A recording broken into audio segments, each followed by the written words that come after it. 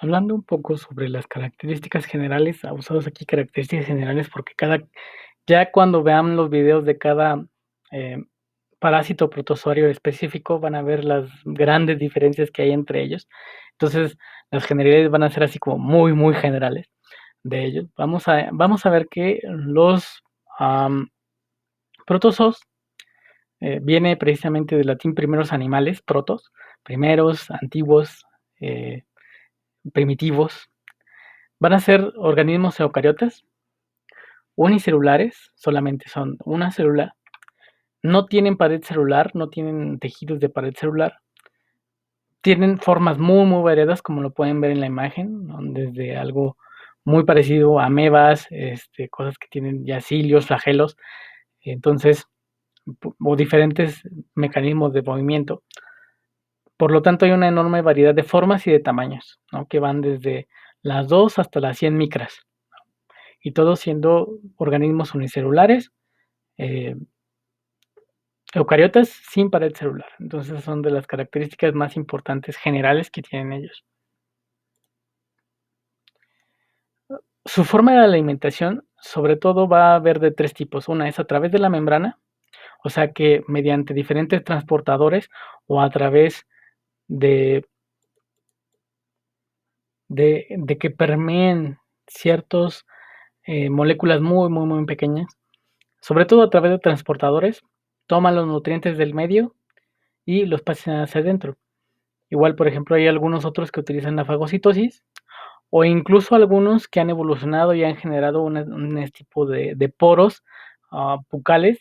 Aquí, por ejemplo, podemos ver una foto del surco oral o de esta parecido a una boca o algo muy, muy parecido a una boca, que precisamente sirve para eso, para el fluido, el medio que esté a su alrededor lo puedan succionar y a partir de ahí tomar los nutrientes. Ya una vez adentro, a través de diferentes vacuolas y de lisosomas, pues van a descomponer los nutrientes que alcanzaron a absorber para las necesidades que tenga como cualquier otro ser vivo, ¿no?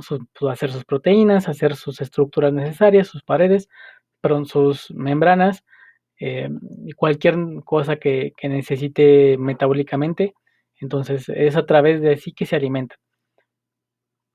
Normalmente, aunque no es algo general, la mayoría de este tipo de protozoarios tienen un metabolismo anaerobio. Y vamos a ver que se puede mover a través de flagelos, cilios o pseudópodos. En el caso, por ejemplo, de los flagelos, aquí podemos ver una Gardelandia con sus flagelos enormes para moverse. Aquí una amiba que tiene pequeños cilios, que son precisamente esos cabellitos que se alcanzan a ver en la parte exterior como iluminada de la fotografía. Y los pseudópodos, que son estas clases como de malformaciones o que pareciera como si esta amiba se desparramara para poder moverse, ¿no? Es muy interesante ver algunos videos de cómo es este movimiento. Les voy a dejar algunos para que lo vean y vaya, es bastante complejo realmente a nivel molecular el movimiento por pseudópodos. Como igual por cilios y por flagelos también no es cuestión menos importante. Y algo muy importante, en los protozoarios parásitos se van a reproducir ya sea sexual o ambas. Hay algunos que solamente tienen reproducción sexual y normalmente aquellos que tienen reproducción sexual van a tener asexual. Y hay algunos asexuales que simplemente no van a tener jamás reproducción sexual. Entonces, por eso ya depende de cada ejemplo específico el tipo de reproducción que tengan.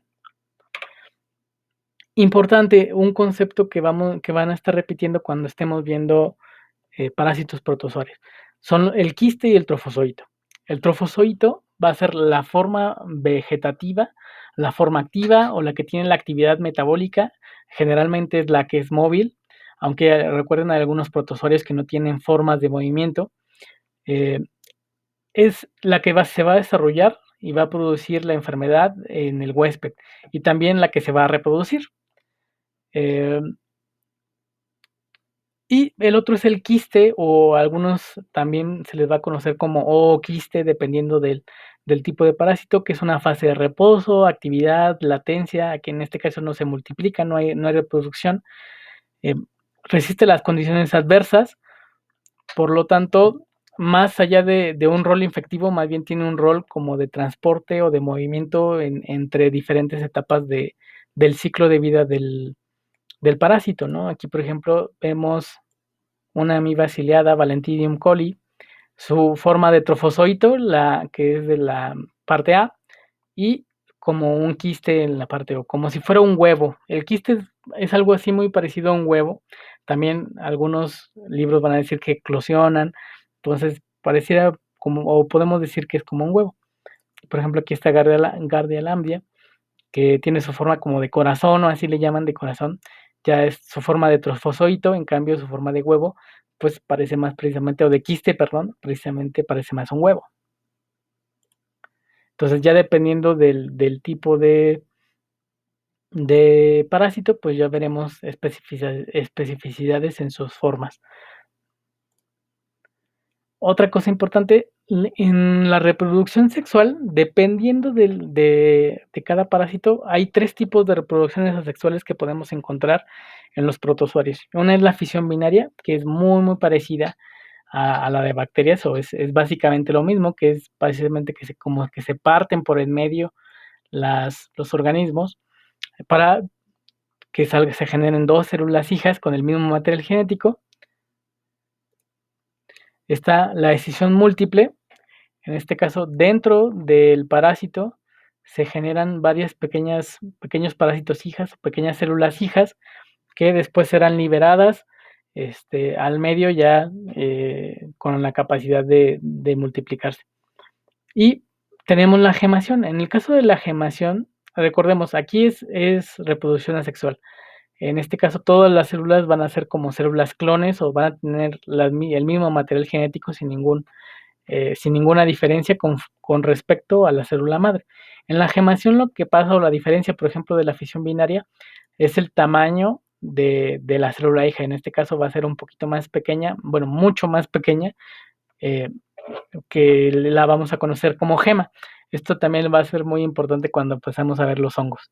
Entonces, recuerden, son 3 tipos de reproducciones asexuales: fisión binaria, escisión múltiple, o algunos también le llaman fisión múltiple, y la gemación. Y hablando de la reproducción sexual, hay 2 tipos de reproducción sexual. Una es la conjugación y una es la unión de gametos. En este caso, normalmente los sexos de los parásitos protozoarios los vamos a identificar como más o menos. Entonces va a haber un parásito más y un parásito menos. Y en el caso de la conjugación, va a haber algo muy parecido, o va a haber un acercamiento, por ejemplo, que está aquí en la imagen de acá arriba, el dibujo, donde precisamente se unen, y en esa unión comparten material genético que después hará cariogamia, que quiere decir que va a haber una recombinación del material genético, y las células hijas de esta copulación, bueno, perdón, de esta conjugación, van a tener nuevo material genético, o sea, ya no van a ser iguales a los protozoarios madre, ¿no? En cambio, en la unión de gametos, vamos a tener que va a haber como si fuera un espermatozoide y un óvulo. Entonces, aquí los parásitos van a generar un tipo de célula específica para que se dé ese intercambio nuclear y pueda generar un organismo de material genético nuevo. Y podemos ver que hay 2 tipos, que son los isogametos y los anisogametos. En el cambio de los isogametos es cuando estas 2 células sexuales, o estas 2 formas sexuales de protozoarios, van a tener formas diferentes. En este es el caso que se ve en la imagen, donde el de un tipo tiene una forma, y el macho, aquí le ponen de macho y hembra, sin embargo es más y menos, o lo más adecuado más y menos, va a tener una forma. En cambio el otro, su compatible, va a ser de otra forma distinta. Y, perdón, y en los anisogametos van a tener la misma forma, entonces no va a haber una diferencia celular o una diferencia morfológica Simplemente va a haber una diferencia en cuanto a la genética y muy posiblemente en cuanto a las feromonas, porque se van a encontrar mediante feromonas. Y como les digo, entonces, dentro de los protozoarios hay 2 tipos de reproducción sexual y 3 tipos de reproducción asexual para que lo tengan en cuenta y ya después, cuando veamos cada uno de los protozoarios en específico, puedan entender un poquito mejor cómo es que se reproducen ese parásito en específico.